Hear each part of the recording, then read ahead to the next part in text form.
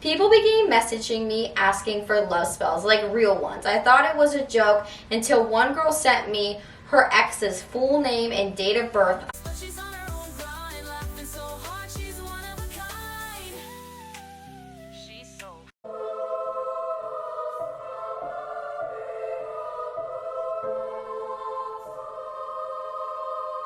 Hello angels and demons and ghouls and goblins, and today I'm doing another episode of where I read the stories that you send to me in my DMs. I'm so glad that we can continue on the series. You guys loved the last one so much. I got DMs saying this is like everyone's new favorite series, so I decided that I'm going to continue it on. And just a little recap, this week has been really great. I actually went to a haunted house over the weekend, and surprisingly, like, my makeup is giving haunted house today. I'm not trying to like self-plug or anything, but my makeup is actually giving more than the haunted house's makeup gave. Like, I'm no shade, it's just I really slayed it today. And I did have a makeup tutorial that I posted. This haunted house that I went to was like a bunch of different haunted attractions, and one of them was a haunted hayride, which I thought was so much fun.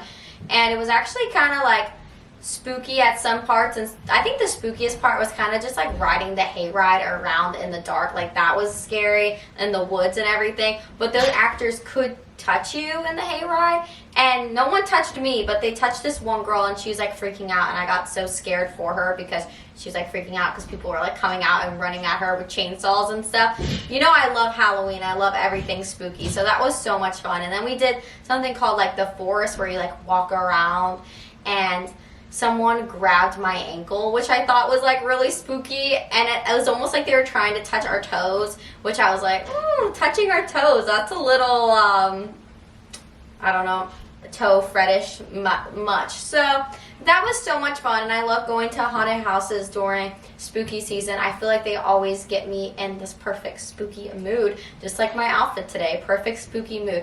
And the story that we're gonna tell today is also very spooky. It's about a girl who manifests being a successful Etsy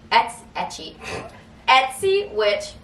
Apparently I can't say Etsy witch in the same, like, there we go, I said it, Etsy witch.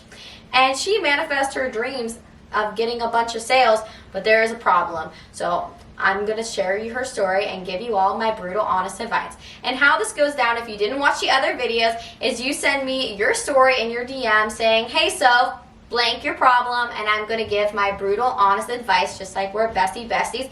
I've gotten so many DMs for so many different stories. It's honestly so hard to pick which ones. So I'm going to make my best to get through all of them and make sure that all your stories are answered. Make sure to DM sophia.bronca, and I'll have my Instagram linked in the description as well, so you can get to it easier.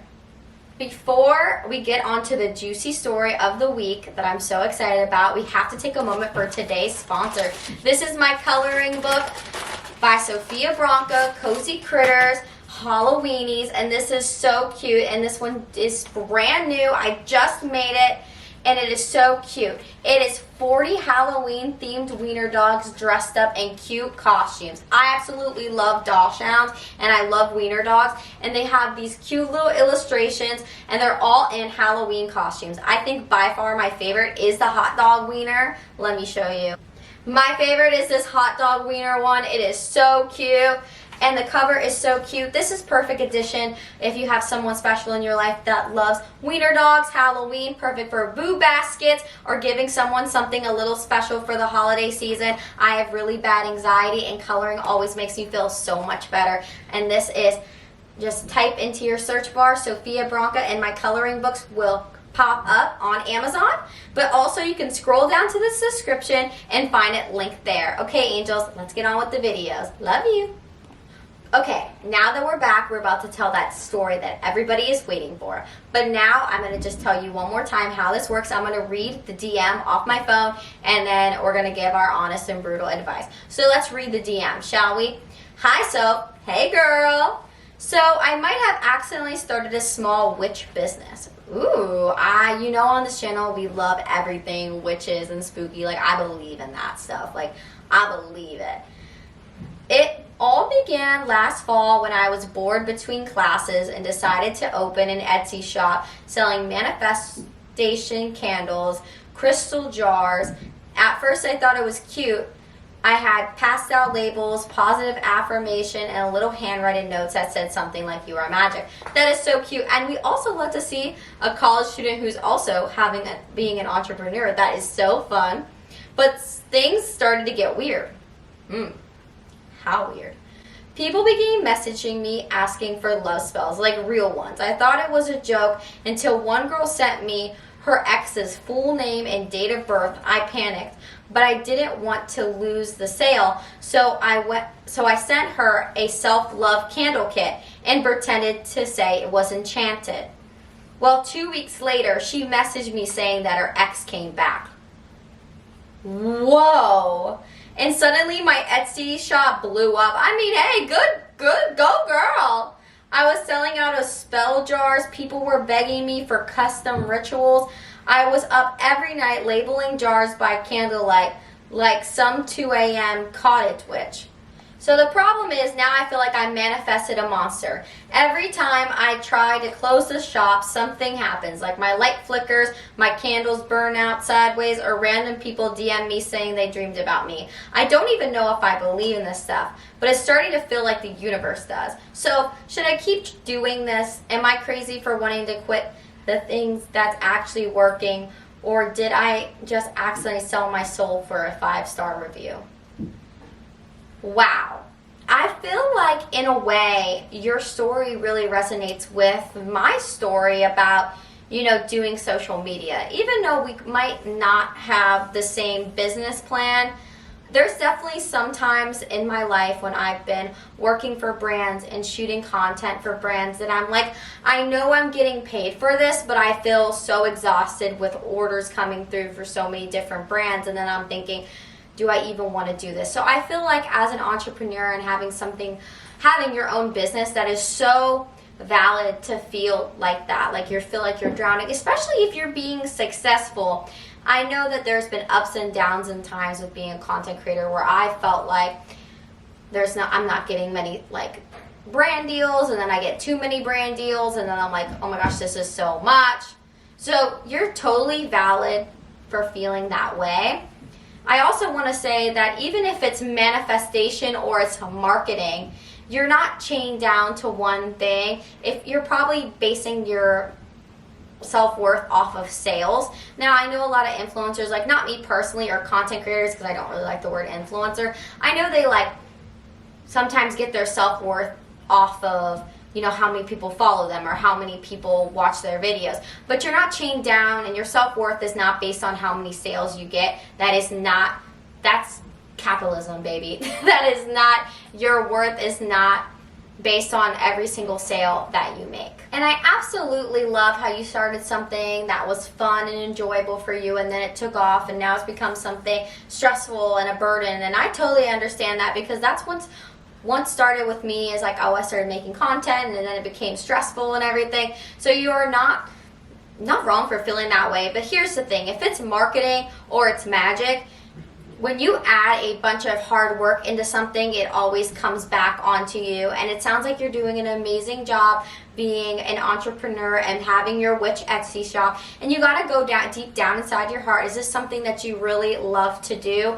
or is it stressing you out? You got to outweigh the pros and cons. Like if I was you, I'd make a little pros and cons list. Like, is the money worth it for your mental health? Do you still enjoy doing it? Is it something you feel like you could do long term? That's what I would do, because every time I get too stressed out about making content, I go back and I'm like, wow, but this is my passion and I love to do it, so I would never quit. So that's something you need to ask yourself, is this something that I want to do, or does it feel like it's a chore, or am I outgrowing it? Because you can outgrow something too. If you feel like you're done with your witch Etsy shop and you want to move to something, that's totally normal. That's being a human. So you got to ask yourself, what do I want? I think that's a big important thing. Like, reflect on what you want. And honestly, if you do want to keep on making your Etsy shop, you have to set boundaries on how many sales you're going to have. So if you have like a lot of companies, they sell out of products, you can definitely do that with your Etsy shop. Maybe you only have 20 or 30 of this, and then gives yourself a little bit of a break. And anytime you're doing like an entrepreneurship, like me making content or your Etsy witch company, it's feast or famine. Like you could go months without getting a sale. Like I can go months without having a brand deal, and then you get a bunch of brand deals like I do. I feel like when I get brand deals, it's all at once and it gets thrown at me at once, and I'm like, oh my gosh, should I get overwhelmed? And that sounds exactly like how you're feeling right now. But you have to ask yourself, are you happy doing this? Do you feel, because that's all that matters. Like, do you like being your own boss? Do you like having the freedom to do what you want? Like, I know I do. So you just have to ask those questions and reflect and journal it and just think really hard if this is what you want. So my sweet Etsy witch, you did not sell your soul. You just got overwhelmed. So take a deep breath, step back, and take a moment. And if you want to relaunch, you totally can, because this is all about you, and your mental health is number one and the most important. So take some time to yourself, reflect, journal, and then you can relaunch when you want to, not when anybody else wants to. This is a really good costume idea, guys. If you are looking for a costume idea, this could be a cute little sexy witch. I've never gone as a witch for Halloween, so this is so cute. I did the makeup. I have a tutorial coming up. So if you want to like this full tutorial on this makeup and this cute little outfit, and honestly, I just made this out of pieces in my closet so I didn't have to break the bank. So here's some Halloween inspo if you need some. And if anybody else is listening today and would like to send their stories for my advice, you can DM me at sophia.bronca on Instagram, and I will get to you as soon as possible and make your video about your advice.